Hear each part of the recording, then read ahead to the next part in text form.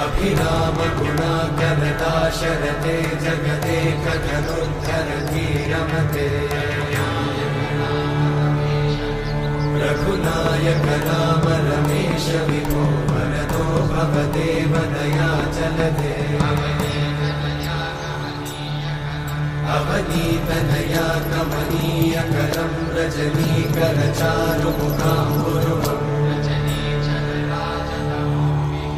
रजनीचरराजतमोमिहिरं महनीयमहं रघुराममये सुमुखं सुहृदं सुलभं सुखदं स्वनुजं च सुखायममोघशरम्